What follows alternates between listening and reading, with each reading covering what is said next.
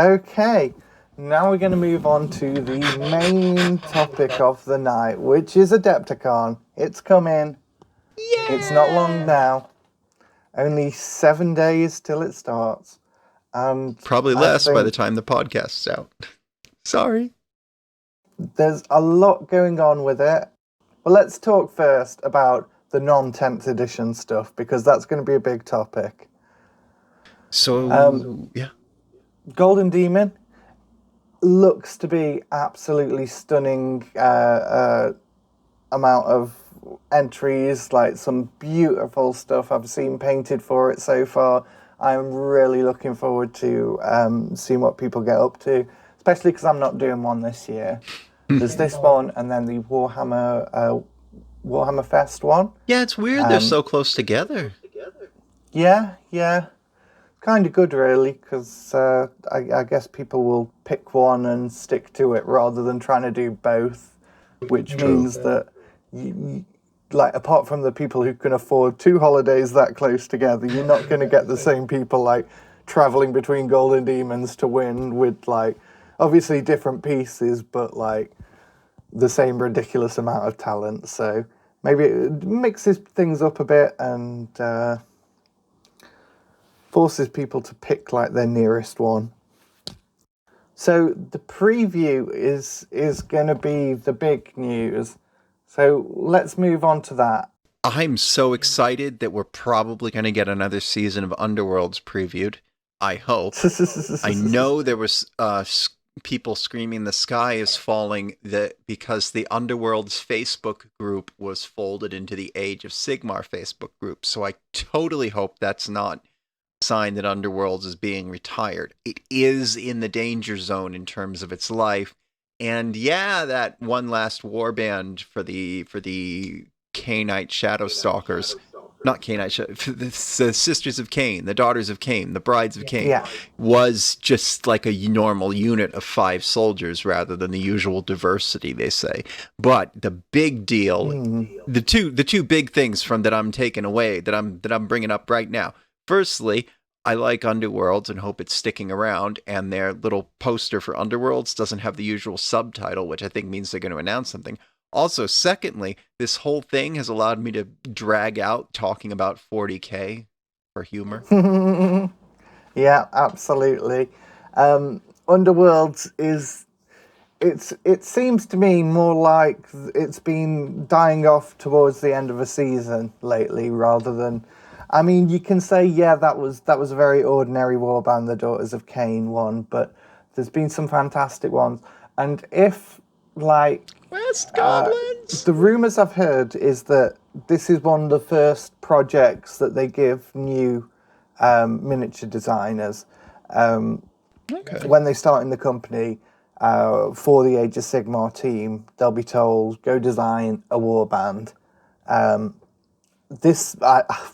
I've heard this through a number of sources. I don't know how true it actually is, but if that's the case, like, it seems like a kind of valuable training tool, and it's also given us some really unique results.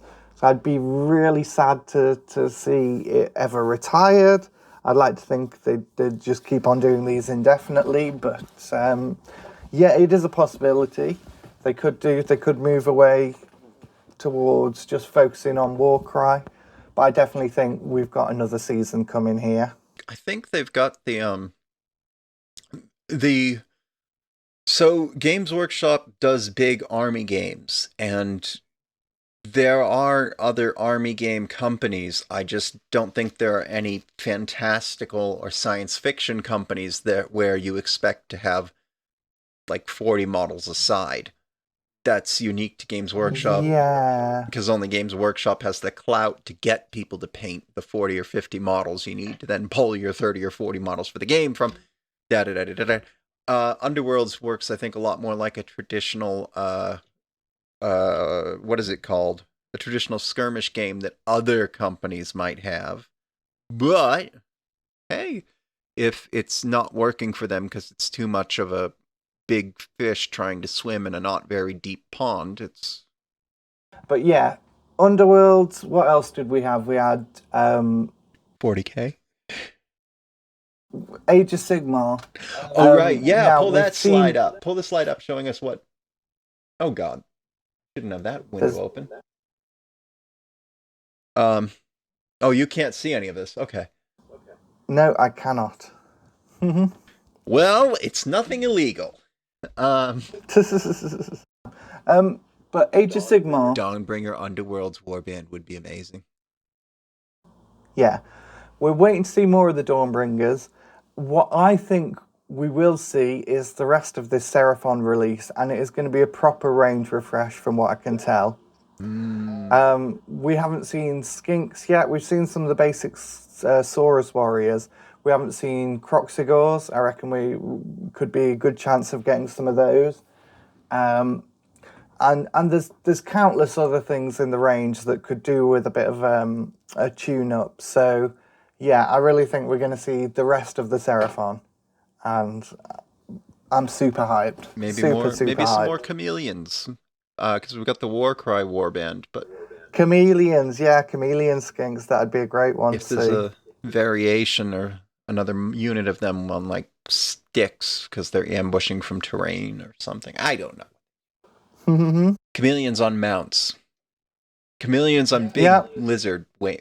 big lizards with wings. Kill team, Adepticon. Oh, We that should would be great if seeing- there's a Beastmen kill team.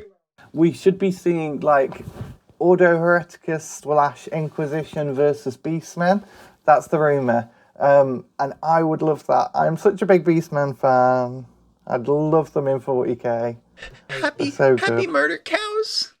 Stinky murder cows. They look so much like somebody grew up loving the sight of dudes and ladies dance on Saturday morning TV in giant animal costumes. Somebody just loved that and then made it real, and I'm here for those cheesy origins to the Beastmen as they the Blackstone Fortress miniatures remind me of the costumes and effects used in Dog Soldiers, the British horror movie that was on a ridiculous budget for how great it was. Yeah. Okay. Well, the only other thing I want to talk about then is it's time. 40k. Is it going to be green or red? Well. Nope. That's blue. That is blue. That is blue. Initial accounts were right. That is an ultramarine because people have taken apart both this image and like there's a slightly better one you see in the animation. You can plainly see the ultramarine symbol on one of his shoulders. So chances are this is going to be the 10th edition box set. They're not going to do Dark Angels. They're not going to do Blood Angels. It's just going to be Space Marine Terminators. We just don't have the resources to release anything other than Ultramarines, apparently. Yep. So we're talking, of course, about the image that was circulated of like a Tyranid's eye with a Terminator reflected in it. It's an Ultramarine, and that means it's not Space Hulk because, Ultramarines have very rarely been connected with Space Hulk, and also this doesn't really look like a Gene Stealer. It's hard to tell. All the modern Tyranids look the same, not like back in 2nd edition. There was, I think it was Dana Howell's video where she was discussing something about the Tyranids and how the reason they came with the Ripper Swarms was because this released at the same time Pokemon was popular, so everybody had pets. But that the modern ones always have 6 limbs and chitinous plates down their spines and 2 or 3 other features that are just like everywhere once you know to look. Yeah. And this is High Fleet Leviathan colours, so we know that much. Who you'd think we're going up against the Blood Angels, that's their classic foe, but apparently the Ultramarines have muscled in on that as well. God knows how many Ultramarines there are now. Like, there was only 1,000 of them, before the Gathering Storm thing, and God knows they're just everywhere now. They're all over the galaxy. So yeah, this is the 10th edition box set. It's going to be Terminators versus Tyranids. I'm planting the flag on that now. It is fairly much definite. what that means we're going to get, I don't know. Like, obviously, we're going to get some Terminators, maybe a Terminator Lord, maybe some other stuff, but I think that's very much going to be the focus on the box when we get it. The Tyranids, that could be a Gaunt face, or it could be some new kind of Tyranid. Obviously, there's a whole range refresh due for those that we've heard about for a long time, and certain models that are just so old in that range, you cannot believe they're still being sold. Like, whatever the heck their combat patrol was, it was 2 or 3 Tyranid warriors, and then about 20 of something that looks like it was made for it looks like it was made to be a single piece model. Yeah. And I was cranky because they had prettier models. They have prettier models. I love some of the classic Tyranid designs. Like I'm saying, that they were nice and varied and lots of different colours and stuff, which is very unrealistic for what they are. But and it's less grimdark than the present one, but there was just something cool. So I hope we see some harks back to those classic models in them. If there was just nods here and there, blending it with the newer aesthetic, that would be great to see. Like a classic Screamer Killer that's actually like in that pose with his like the 4 pincers out. That would be awesome. If you take some of the newer design cues and update it a little.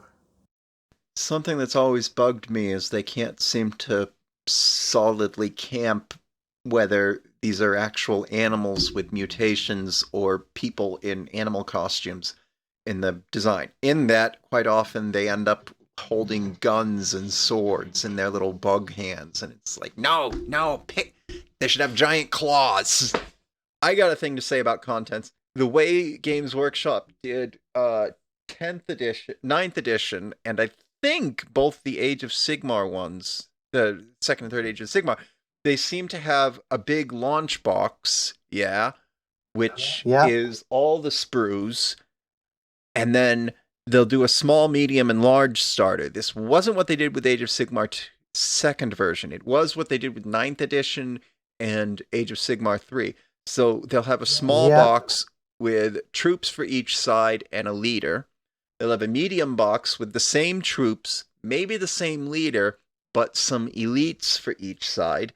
And then they'll have a large box, probably a different leader. I think a different leader, always a different leader from the smallest box, another group of troops and the same elites, and terrain.